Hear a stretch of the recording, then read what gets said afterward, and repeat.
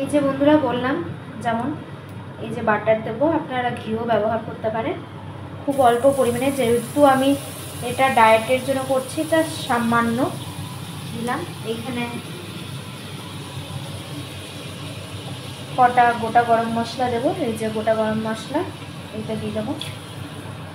গ্যাসের ফ্লেমটা খুব লো রাখবো, যেহেতু আস্তে আস্তে জিনিসগুলোকে ভালো করে ভেজে নেবো। একটু হালকা নাড়াচাড়া করে নিয়ে এবার আমি এটার মধ্যে দিয়ে দেবো পেঁয়াজ, যে পেঁয়াজটা আছে সেই পেঁয়াজটা, সমস্ত কিছু পেঁয়াজ, ক্যাপসিকাম, দেখো এই যে ক্যাপসিকাম,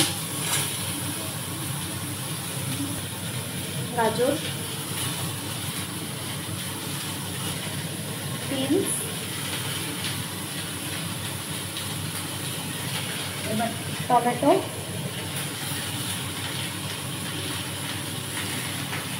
এবার এটাকে ভালো করে আমি মিক্স করে নেবো, ভালো রাখবো, ভেজে নেবো হালকা।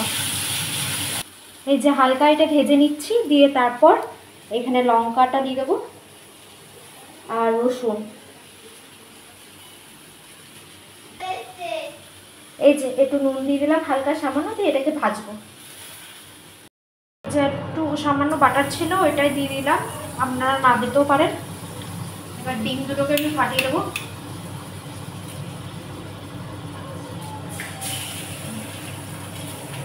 দুটো ডিম দিচ্ছি।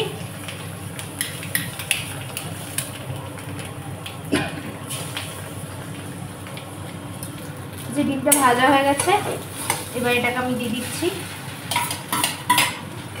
এবার ভালো করে এটা মিক্স করে নেবো। এই যে এবার রাইসটাকে আমি দিয়ে দিচ্ছি,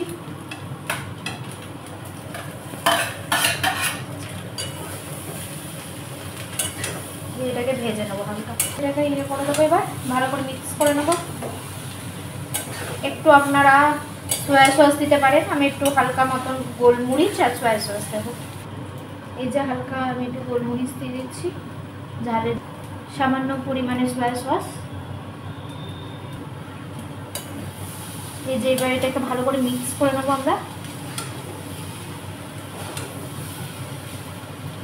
এমনি আপনারা করে ডিনারে করতে পারেন, লাঞ্চে করতে পারেন, একটা সম্পূর্ণ ডায়েট মিল, যেটা বলতে প্রোটিন আছে, ফাইবার আছে, সমস্ত কিছুই আছে, ভেজিস আছে। আর রাইসটা যেহেতু আমাদের পরিমাণে সবাই খাবে বলে দিয়েছে, আপনি নিজের মতো করলে খুব অল্প রাইস দেবেন, যেন ভেজিসটা বেশি থাকে, সেটাই আপনার মানে ডায়েটের পক্ষে ভালো। বেশি তো রাইস খাওয়া উচিত নয় ডায়েটে থাকলে। এই যে আজকে রাত্রের মেনু এটাই আমাদের, ভেজ ফ্রাইড রাইস, ভেজ নয় সাথে এগও আছে, আপনারা সোয়াবিনের বদলে যদি চিকেন ব্যবহার করেন সেটাও করতে পারেন। তো আজকে রাত্রের মেনু এটাই, সবাই জানাবেন কেমন লাগলো। শুভ রাত্রি।